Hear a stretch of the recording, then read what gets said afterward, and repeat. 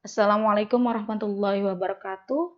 Sekarang kita akan mempelajari pendahuluan untuk statistika ya. Pada materi ini kita akan mempelajari pengertian statistika dan beberapa istilah dalam istilah dasar ya dalam statistika, juga mempelajari bagaimana cara mengatur data baik itu data tunggal ya ataupun data kelompok. Pertama yang akan kita bahas yaitu pengertian statistika. Secara makna istilah terdapat perbedaan antara statistik, ini seharusnya pakai K ya, statistik dan statistika ya. Kalau dalam bahasa Inggrisnya statistik pakai C biasa. Sedangkan statistika ini statistics ya, ada S-nya di belakangnya. Ini berbeda maknanya ya. Kalau statistik adalah sekumpulan angka, misal statistik hasil pertandingan sepak bola Liga Indonesia. Sedangkan kalau statistika adalah penggunaan data numerik untuk membantu membuat keputusan dalam ketidakpastian. Dalam statistika sendiri ya, ada beberapa istilah dasar, yaitu yang pertama ada statistika deskriptif, adalah perhitungan rangkuman dan tampilan grafis. Statistika deskriptif menyusun dan memanipulasi data mentah atau titik-titik data yang belum disusun dalam bentuk yang bermakna jelas. Ini salah tulis ya, agar dapat dengan mudah diterjemahkan maknanya. Nah, yaitu bisa dalam bentuk tabel dan grafik distribusi, frekuensi, atau dalam kecenderungan pemusatan dan variabilitas ya. Nanti ini akan kita pelajari di pembahasan berikutnya. Kemudian ada istilah statistika inferensial, adalah pembuatan kesimpulan umum mengenai keseluruhan atau populasi dengan melakukan pengamatan atas suatu bagian atau sampel ya. Sebenarnya tidak ada sampel yang dijamin sangat sesuai menggambarkan populasi sasaran. Tetapi galat pengambilan sampel atau sampling error harus dijaga agar dalam batas wajar gitu ya, sehingga sampel ini bisa mewakili populasi. Kemudian ada istilah statistika deduktif. Ini sama dengan pengertiannya dengan statistika deskriptif ya. Nah, pada statistika deduktif, sifat-sifat khusus ya dapat diduga dari keadaan umum. Sedangkan istilah induktif itu kebalikan dari statistika deduktif yang artinya sama dengan statistika inferensial ya. Untuk contoh statistika deduktif misalkan begini. Kita dapat menetapkan 0,1 sebagai probabilitas bahwa komputer merek A terpilih secara acak. Jika kita tahu gitu ya bahwa 10% komputer yang dibeli sebuah perusahaan bermerek A. Seperti itu contohnya. Baik, ini pengertian-pengertian dasar dalam statistika ya. Selanjutnya populasi dan sampel. Kedua istilah ini familiar dalam statistika dan probabilitas. Populasi statistika adalah kumpulan seluruh pengamatan yang mungkin dari karakteristik tertentu yang diteliti. Sedangkan sampel adalah kumpulan pengamatan yang berasal dari bagian tertentu dari populasi tertentu. Nah, sekarang ada istilah galat. Tadi saya katakan bahwa di istilah statistika inferensial ya, sebenarnya sampel itu tidak menjamin sangat sesuai dengan populasi gitu ya. Tapi kalau misalkan kita bisa menjaga galat atau sampling errornya ini tidak terlalu besar, masih dalam batas wajar, maka sampelnya masih bisa dikatakan mewakili populasi. Sekarang apa itu galat atau sampling error? Yaitu kesalahan yang salah satu sumbernya adalah karena tindakan pengambilan sampel. Misalkan juga dipengaruhi oleh jumlah sampel ya. Sampel yang terlalu Sedikit sampel yang terlalu banyak itu akan mempengaruhi besar kecilnya dari galat gitu ya. Yang ideal yaitu ketika sampling errornya atau galatnya itu kecil ya, maka validitas dari data kita itu dianggapnya cukup bagus. Seperti itu ya. Idealnya juga dalam penelitian seharusnya kita itu menghitung semua data, alias apa? Menghitung populasi. Namun ada beberapa keadaan yang membuat kita itu hanya mengambil sampelnya saja gitu ya. Tidak semua data atau populasi ya itu kita hitung, melainkan hanya kita ambil sampelnya. Keadaan-keadaan tersebut diantaranya misalkan keterbatasan biaya, waktu, dan juga tenaga gitu ya. Contohnya begini, misalkan kita mau meneliti tinggi rata-rata penduduk atau warga Indonesia. Kita harus mencari sampel yang bisa mewakili tinggi rata-rata gitu ya. Kalau misalnya kita mengambil sampelnya dari pemain basket, itu jelas tidak mewakili.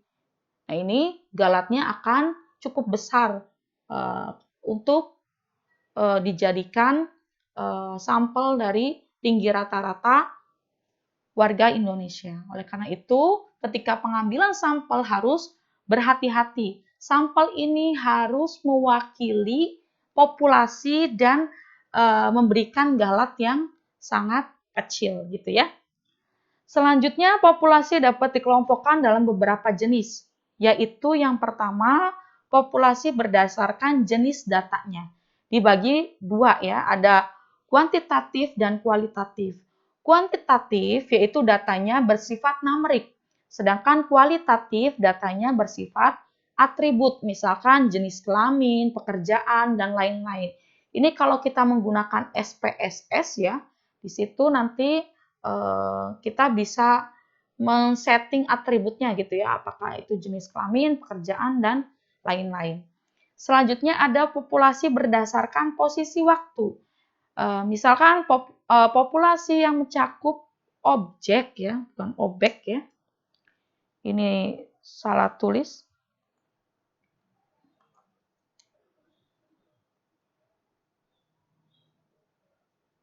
Objek yang telah ada atau masa mendatang. Itu untuk penjelasan populasi dan sampel. Jadi intinya populasi itu kumpulan seluruh data hasil pengamatan. Sedangkan kalau sampel itu bagian dari populasi itu sendiri gitu ya. Baik, selanjutnya kita tadi membahas masalah data ya. Nah, tadi kita kan sudah membahas data numerik, data atribut. Sekarang data itu terdiri dari himpunan nilai-nilai atau hasil-hasil pengamatan yang dicatat ya. Segala kuantitas yang dapat memiliki sejumlah keyboard J saya itu sudah rusak, jadi kadang kalau ada huruf J harus benar-benar ditekan supaya muncul, makanya sering typo ya. Baik, saya ulangi, segala kuantitas yang dapat memiliki sejumlah nilai disebut variabel ya. Variabel dapat digolongkan menjadi dua jenis, yaitu ada yang diskrit, ada yang kontinu. Diskrit yaitu variabel yang dapat dihitung atau variabel yang terdapat sekumpulan nilai yang pasti. Sedangkan kalau misalkan kontinu, variabel kontinu ya, yaitu variabel yang dapat diukur dengan menggunakan suatu skala yang kontinu. Hasilnya bergantung pada ketelitian alat ukur atau keakuratan pengamat ya. Baik, suatu tindakan statistik biasanya terdiri dari 4 tahap ya. Yang pertama, mengumpulkan data dengan cara menghitung atau mengukur. Yang kedua, mengurutkan dan menampilkan data dalam sebuah bentuk yang paling baik ya. Apa itu yang paling baik nanti kita bahas ya, misalkan dengan tabel distribusi frekuensi. Ketiga, menganalisis data yang terkumpul. Dan yang keempat, menginterpretasi hasil dan kesimpulan yang telah dirumuskan. Baik, sekarang kita akan mengklasifikasikan ya, mana yang termasuk variabel diskrit dan mana yang termasuk variabel kontinu. Yang pertama, banyaknya komponen dalam sebuah mesin. Nah, ini termasuk variabel diskrit ya. Karena apa? Datanya atau banyaknya komponen ini bisa kita hitung gitu ya. Nah, ini sesuai dengan definisi variabel diskrit. Kemudian kapasitas sebuah bejana. Nah, ini masuknya ke variabel kontinu karena bisa diukur dengan menggunakan suatu skala yang kontinu ya, bergantung pada dan juga bergantung pada ketelitian alat ukur atau keakuratan pengamat. Yang C, banyaknya tenaga kerja dalam sebuah pabrik. Ini dapat hitung nih ya, tenaga kerja orangnya 1, 2, 3, 4. Bisa dihitung secara langsung. Yang selanjutnya laju perputaran dari sebuah poros dan suhu dari suatu cairan pendingin ini masuk ke variabel kontinu.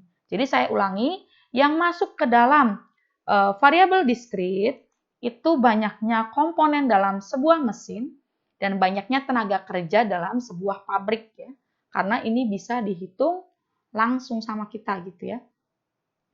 Sedangkan kapasitas sebuah bejana, laju perputaran dari sebuah poros, suhu dari suatu cairan pendingin, ini masuk ke contoh variabel kontinu.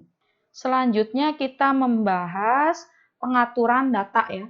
Ini contoh dari isi dari 30 kotak yang berisi baut masing-masing isinya itu 28 baut. Ya, ini kotak pertama, kotak kedua, kotak ketiga, dan seterusnya.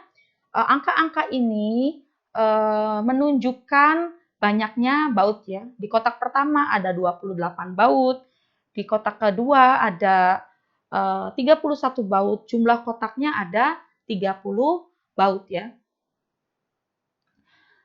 Dari data yang ini ya, yang saya tunjuk ini, kita dapat mengamati data ini lebih baik jika kita dapat mengatur nilai-nilai ini mulai dari nilai yang terkecil hingga nilai yang terbesar ya. Maka kalau misalkan kita atur dari nilai terkecil sampai terbesar, hasilnya seperti ini. Bisa juga kita buat menjadi tabel seperti ini. Nah, ini yang dimaksud dengan tampilan atau sebuah bentuk yang paling baik ya. Di sini, poin mengurutkan dan menampilkan data dalam sebuah bentuk yang paling baik. Bentuk yang paling baik yaitu diantaranya dalam bentuk tabel ya.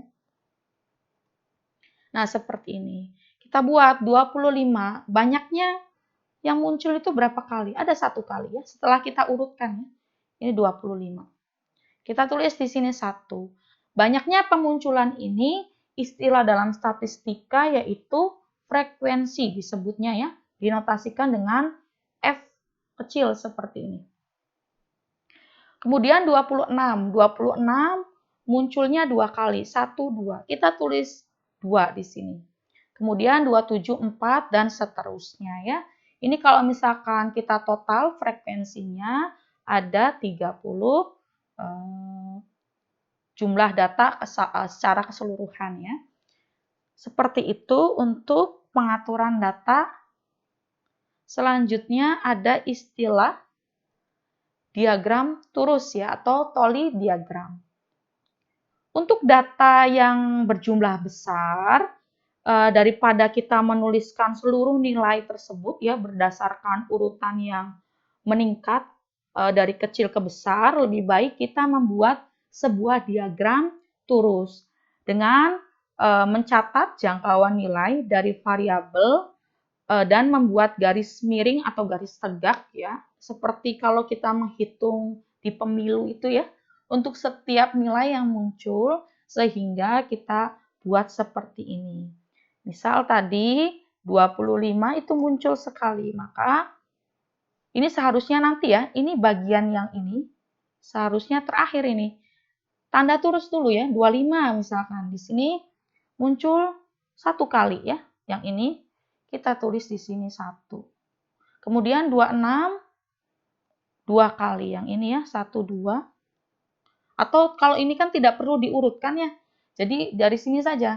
Misalkan 28. 28 di sini ya. Ditulis 28. Jadi kalau tulis tidak perlu diurutkan. 28, kemudian 31, 29, 31, 29, dan seterusnya. Kalau misalkan lebih mudah ketika ini sudah 4, yang kelima dicoret ya. Ya seperti kita menghitung hasil pemilu itu ya. Ini 5, ini 6. Misalkan begini. Jadi kalau misalkan menggunakan diagram turus, tidak perlu diurutkan dari yang besar ke kecil ya. Langsung gunakan ini. Coret satu-satu, dihitung, masukkan ke sini. Seperti itu ya. Baik, selanjutnya ada istilah data kelompok.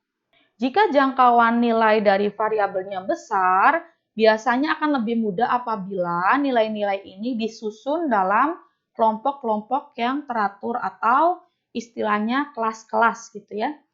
Sebagai contoh, banyaknya waktu dalam satuan jam ya, waktu lembur per minggu dari para pekerja di sebuah pabrik adalah sebagai berikut. Kita lihat di sini ya, dari data ini, nilai terkecil dari variabelnya ini waktu lembur ya, satuannya jam yaitu 11. Kemudian nilai terbesarnya itu 66. Ini per minggu ya, 66.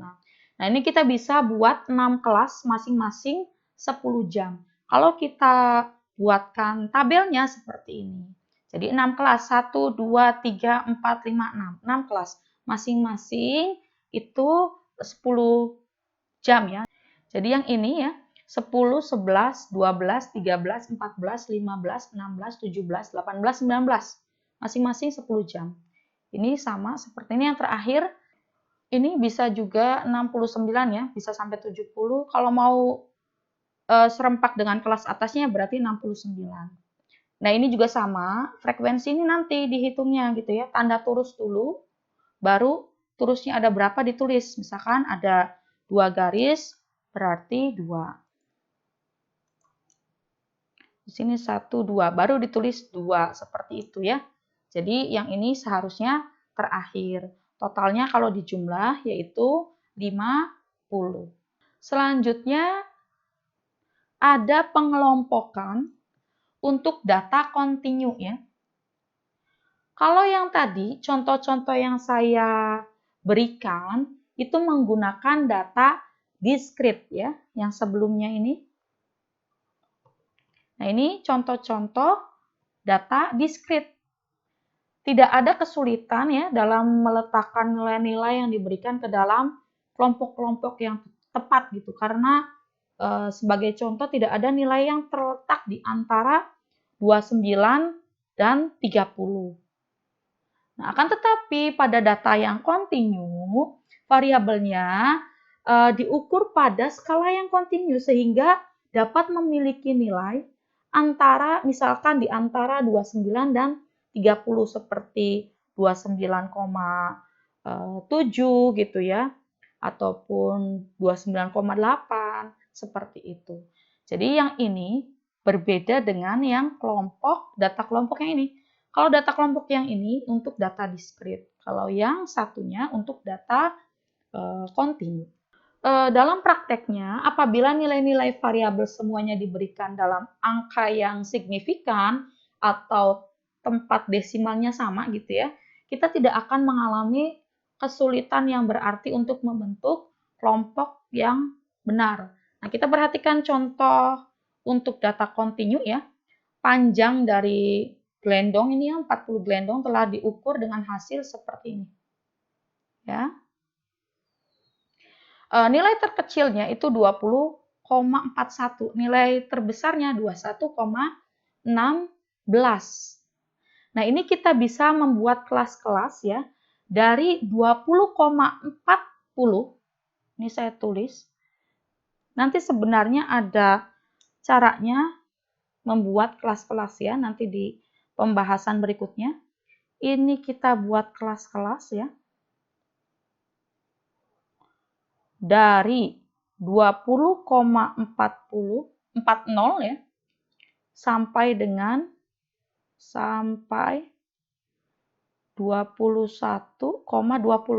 Jadi yang nilai terkecil tercover, nilai yang terbesar juga tercover ya. Misalkan ini dengan interval tiap kelasnya ya, dengan interval 0,10. Ini tidak perlu diurutkan ya, tidak perlu diurutkan. Intinya kalau tanda turus tidak perlu diurutkan. Tinggal nanti satu-satu di garis. Baik, sekarang kita buat tabelnya. Ini sekali lagi, data frekuensi ini seharusnya belum ada ya, tanda turus dulu baru frekuensi. Cara menghitung atau menuliskan turusnya 20,90. Kita lihat, 20,90 ada di sini. Maka kita tulis di sini ya. Ini kita coret misalkan. Kemudian ada 20,59. 20,57. 20,57 ada di sini. Ini kan 20,50 sampai 20,59. Berarti 20,57 ada di sini. Kita tulis. Nah, itu ya yang membedakan untuk data discrete dan continue. Baru kalau tanda turusnya sudah tergambarkan semua, baru dihitung frekuensi F-nya dan frekuensi totalnya. Baik, itu saja materi kita kali ini. Saya akhiri. Assalamualaikum warahmatullahi wabarakatuh.